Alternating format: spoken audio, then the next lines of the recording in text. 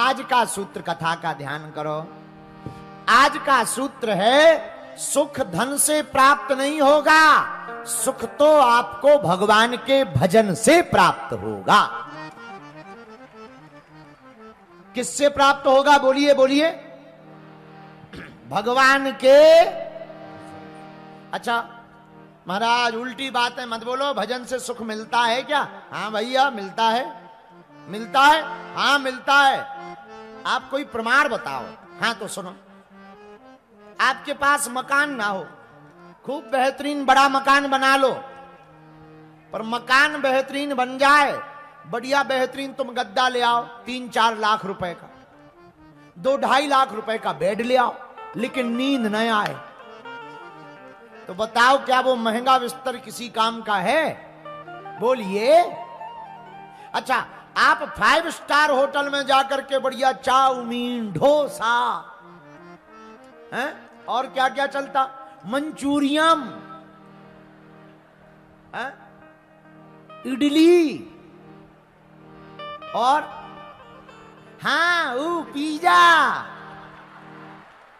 हाँ तुम ये बड़ी बड़ी डिशें ले आओ साहब, ये सटकें लंबी लंबी दोनों सटकें, तुम ये सब लेकर आओ और खूब मंगा लो, खूब महंगे व्यंजन मंगा लो। भैया 56 भोग सामने रखा हो, लेकिन अगर भूख ना हो तो क्या 56 भोग किसी काम का है? बोलो हाँ जी या ना जी, जोर से बोलिए। अच्छा भैया बिस्तर महंगा हो पर नींद ना हो तो क्या तुम्हारा बिस्तर किसी काम का है? मकान हो पर मकान का मालिक ना हो तो क्या मकान किसी काम का है? नहीं है। उसी प्रकार भैया तुम्हें जीवन में सब साधन हो पर भजन ना हो, शांति ना हो, सुख ना हो तो यह जीवन भी किसी काम का नहीं है। इससे मेरे पागलों तय हो गया। एक बात याद रख लो, आज की कथा में एक बात तुम नोट कर लो भैया, सुख की प्राप्ति साधनों से नहीं, सुख की प्राप्ति तो भगवान के भजन से होती है। किससे होती है? बोलिए बोलिए बोलिए। महात्मा लोग 2 रुपया जेब में नहीं रहते फिर भी मुस्कुराते रहते, और जिनके करोड़ों हो गए वे टेंशन में हैं। हमारा चेला है इंदौर का चंगीलाल मूसाखेड़ी का, इतना धनवान कि 9 पीढ़ियां बैठे बैठे खाएं। उसने अपने मुनीम से पूछा, मुनीम बताओ अपने पास कितनी संपत्ति है? मुनीम ने कहा, हुजूर अपने पास इतनी संपत्ति है कि आपकी 9 पीढ़ियां कोई काम ना करें, बैठ करके पड़ी पड़ी भोजन पाएंगी, इतनी संपत्ति है। इतना सुनते ही सेठ जी बीमार पड़ गए। 1 साल 1.5 साल में पतले पड़ गए, कमजोर पड़ गए, बीमार पड़ गए। दवाई करवाई, डॉक्टर ने कहा इनको कोई चिंता सता रही। पूछा, हुजूर चिंता क्या है? बोले हमें चिंता यह है कि 9 पीढ़ियां तो बैठे बैठे खा लेगी, पर 10वीं का क्या होगा? बताइए बताइए।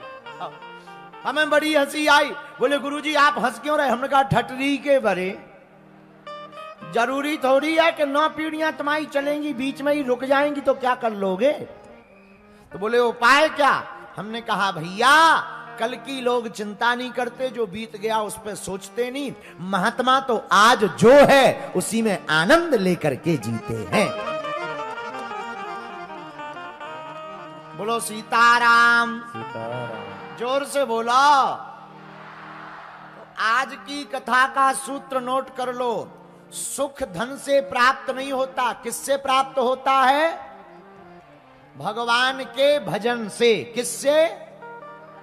एक आदमी ने भगवान विष्णु की तपस्या की। किसकी तपस्या की? किनकी? भगवान विष्णु की। भगवान विष्णु प्रसन्न भय, वरदान मांगो। महाराज आप ही दे दो। नहीं नहीं मांगो मांगो। भगवान विष्णु ने कहा कि मांगो। बोला नहीं महाराज जैसी हमारी तपस्या हो वैसा आशीर्वाद दे दो। भगवान विष्णु ने एक थैला उठाया, बैग लो, जो तुम्हें चाहिए निकाल लो। दिखने में छोटा है पर तुम्हें पृथ्वी पर तुम अपने घर जाओगे विराट रूप में मिलेगा। उसने मकान निकाल लिया, मकान की चिट्ठी निकाल ली, गाड़ी की चिट्ठी निकाल ली, संपत्ति की चिट्ठी निकाल ली, पूरा थैला खाली कर दिया। वो आदमी है ही है खतरनाक, कितना ही दे दो उसका कभी मन भरता ही नहीं है। जब पूरा थैला खाली कर दिया, वापस जाने लगा, तो भगवान विष्णु ने लक्ष्मी जी से पूछा, जरा देखो थैला में कोई चिट्ठी रह गई कि सब ले गया चंगीलाल। लक्ष्मी जी ने देखा, बोले महाराज सब ले गया, बस एक चिट्ठी छोड़ गया। विष्णु भगवान बोले कौन सी? कोने में पड़ी हुई थी थैला में, उस चिट्ठी में लिखा था शांति। भगवान विष्णु बोले 1.5-2 साल बाद फिर से लौट के आने वाला है। और सच में उसे मकान तो मिल गया, गाड़ी तो मिल गई, पर शांति नहीं थी। उसे लगा पूरी जिंदगी बेकार हो गई। यही हम तुमको कहना चाहते, अनीति से धन कमाकर पाप करके आप अमीर तो बन सकते हो, पर सुखी नहीं हो सकते हो। सुखी रहने का सर्वोत्तम उपाय धन नहीं, भगवान का भजन है।